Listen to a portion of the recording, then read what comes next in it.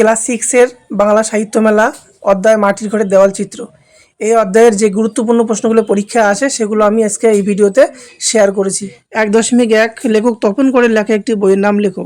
উত্তর, চিত্রশিল্পী তপন করের লেখা একটি বইয়ের নাম ছবি আঁকতে শেখা। পরের প্রশ্ন 1.2 পাঠ্য রচনাংশটি কোন বিষয়ে লেখা? উত্তর, আমাদের পাঠ্য রচনাংশটির বিষয়বস্তু হলো মাটির ঘরের দেওয়ালে ছবি আঁকা।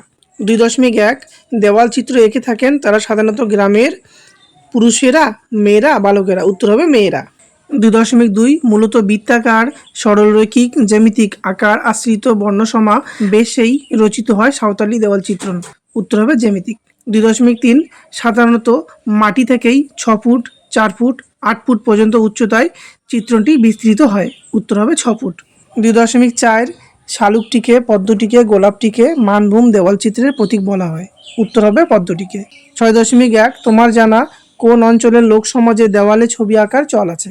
উত্তর, পশ্চিমবঙ্গের পুরুলিয়া, বাঁকুড়া ও মেদিনীপুর জেলায় এবং তৎসংলগ্ন অঞ্চলে লোক সমাজের দেওয়ালে ছবি আঁকার চল আছে। 6.2 মানভূম জেলা সংলগ্ন আর কোন কোন জেলায় দেওয়াল চিত্রণ হয়ে থাকে?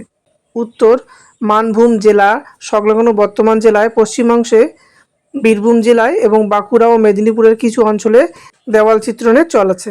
6.3 মানভূম জেলায় কোন কোন অধিবাসী গোষ্ঠীর বাস? উত্তর, মানভূম জেলায় মূলত সাঁওতাল, হো, ভূমিজ, মুন্ডা, ওরাও, শবর, কোল ইত্যাদি আদিবাসী গোষ্ঠীর বাস আছে। 6.4 মাটির দেওয়াল চিত্রগুলি সাধারণত কোন কোন উৎসবে আঁকা হয়? উত্তর, বাঙালি শ্রেষ্ঠ উৎসব দুর্গাপূজা, কালী পূজা এবং দীপাবলি উৎসবকে কেন্দ্র করে মাটির দেওয়ালে চিত্রগুলি আঁকা হয়।